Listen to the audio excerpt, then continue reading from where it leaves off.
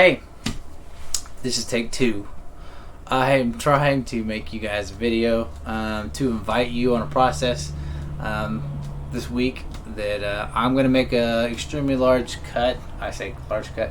I've been whittling down my macros in an effort to cut body fat for a particular reason, for practice, for primarily, but I'm going on vacation, and just like all of you, I like to look good on vacation. So I've been whittling my way down 150 calories a week, getting smaller and smaller, looking for the results I want on those in-body scans, getting closer to where I want to be. But I have right now about 7-8 days before I leave for vacation, so I'm taking this last step and getting rather aggressive, treating this as practice for like a physique show, a bodybuilding type deal, something I might be interested in the future, but I've never practiced for meeting a deadline.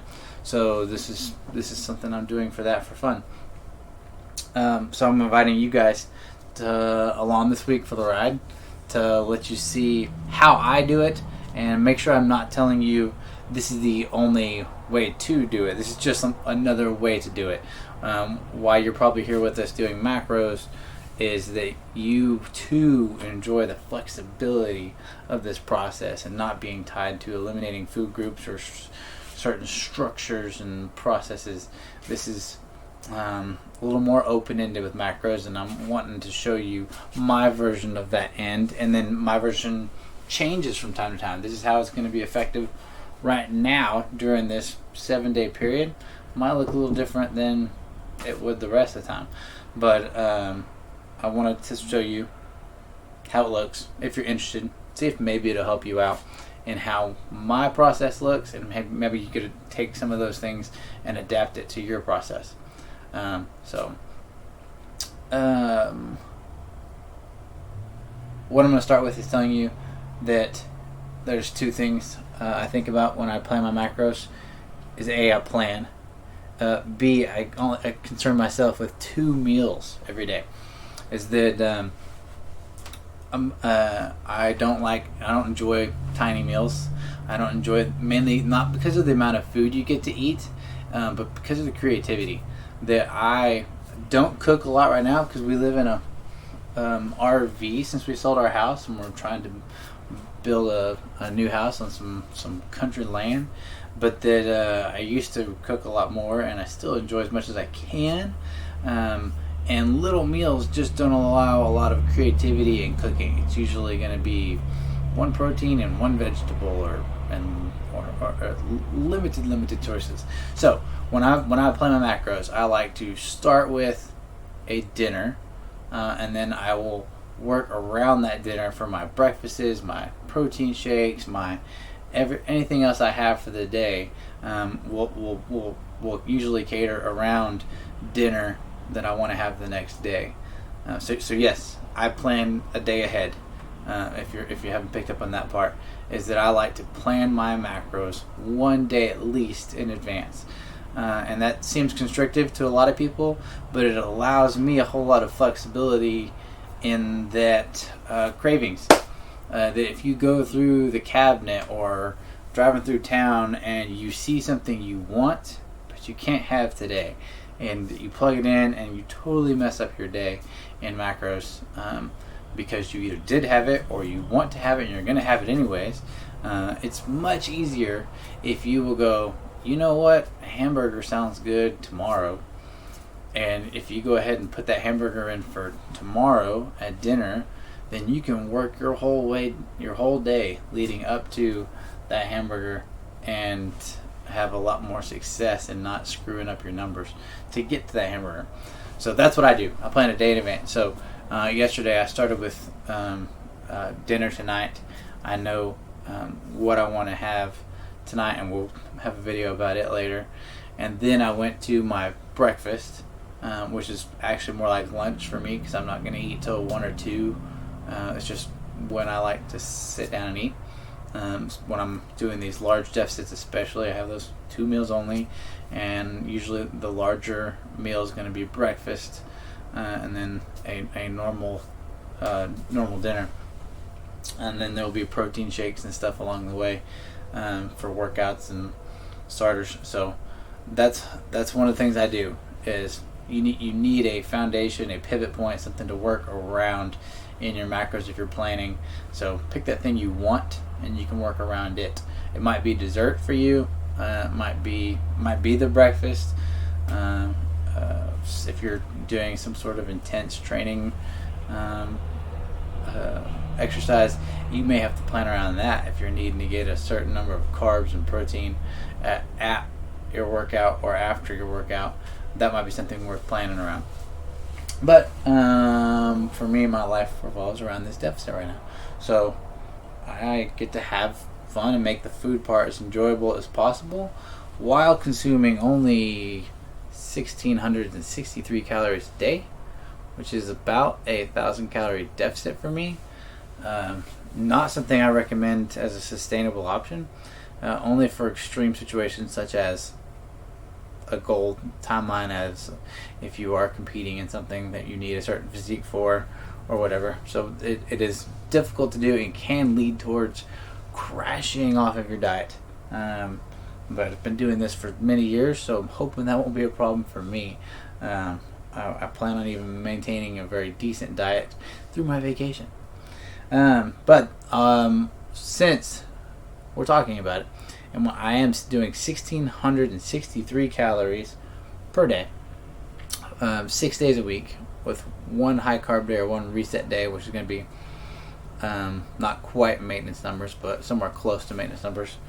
I don't have that one in front of me right now, but my macro breakdown for the 1,663 calories that I'm going to be consuming is going to start off with 173 protein. It's going to be followed up by 83 carbs and 71 fat. So I've set myself with a higher fat number. If you haven't noticed, that 71 grams of fat sounds like a lot, and it is, especially since the carbs are only 83 carbs. The reason I do that is that fat makes you happy, but fat also comes with a lot of protein, and I don't want to be just drinking protein and just eating powders and stuff like that. So I want to leave the fat higher, partly as a test, but definitely not thinking keto out of this. I'm a CrossFitter, so I need some carbohydrates. I'm not leaving a lot of them here for this. This could be a little bit of torture, but 83 carbs a day will allow me some explosive energy carbs, keep the glycogen going, but it will also allow me room for my fiber, which is important. Is make sure I get fiber with these meals. That's definitely going to help the fat loss process. So I need to have some carbs in there. I'll post a screenshot of it, but I think that breakdown works out to be 20% carbs in my day, 38% fat, and 42% protein. So those aren't magic numbers for anybody. It's just how the protein's the protein I need to maintain muscle mass. I play with up and downs, and that's where I settled at. That's a really good number for me at my current composition. As my composition changes, my protein will change, but and then my fat and carbs are based totally on where my deficit's at. If my deficit is higher, meaning that I get more food, so a lower deficit technically, then those percentages will change. I will definitely dump more into the carb tank to help build muscle, but also to help me have energy for those workouts, which are helping me build muscle. So I think I've covered most of that. I want to take you into the first meal of the day, which is really just my coffee. So it's going to hold me over to that real first meal, which is going to be my brunch or lunch at 1 or 2.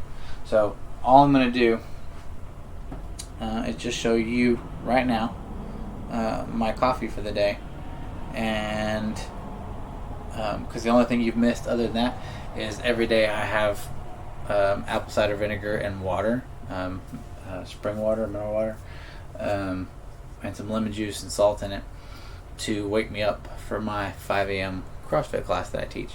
So,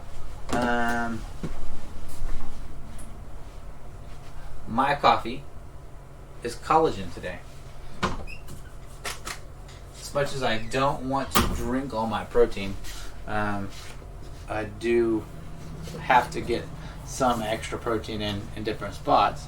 And so since I'd normally just be drinking coffee, this collagen powder for First Form is going to help me get those extra protein numbers, as well as have all the skin benefits and joint benefits of collagen.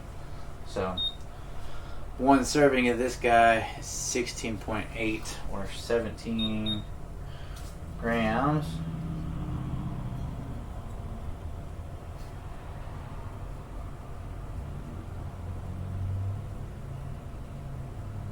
That would be something I would point out, is always weigh your powders.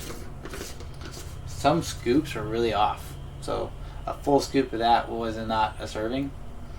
So I wish it worked that way with peanut butter or almond butter, but it doesn't. You don't want to weigh your almond butter or peanut butter, because every time you weigh those, you get a whole lot less than what you want to get. But you can see why you're having problems. The other thing I'm going to use, because I have that higher fat number, fat makes you happy, makes you have flavor, and creates hormone balance. So I'm going to use these this Nut Pod creamer, which is just fat. It's a almond and coconut creamer.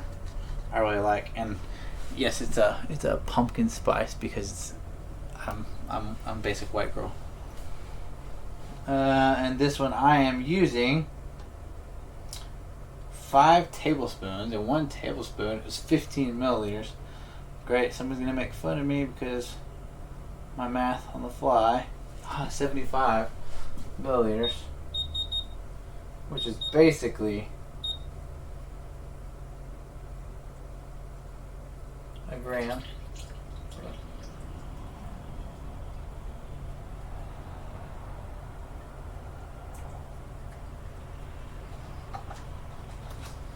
So, got my milliliters there.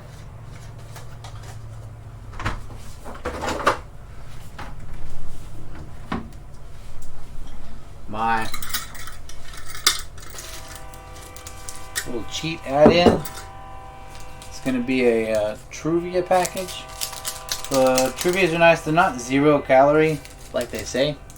Truvia, stevia, all of them truly do have calories. If you look at the box, it actually says there's 3 carbs in it.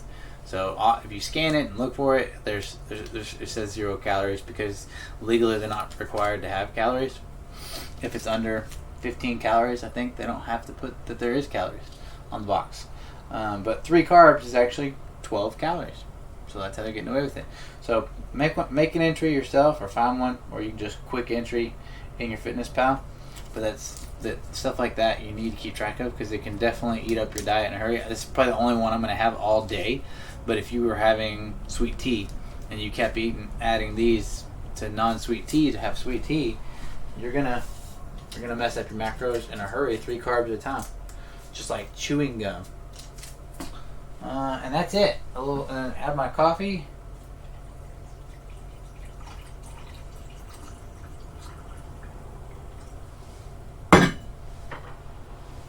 Stir it.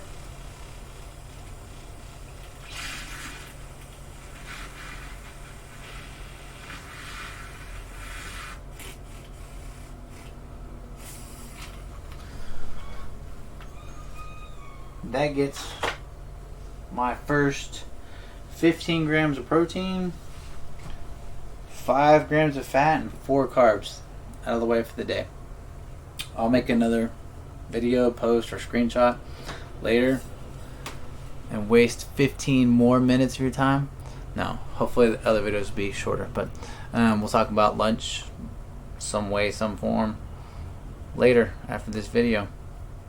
I hope this wasn't too long, didn't bore you too much, and I hope this would be a short and painless process for the rest of this week plus Monday.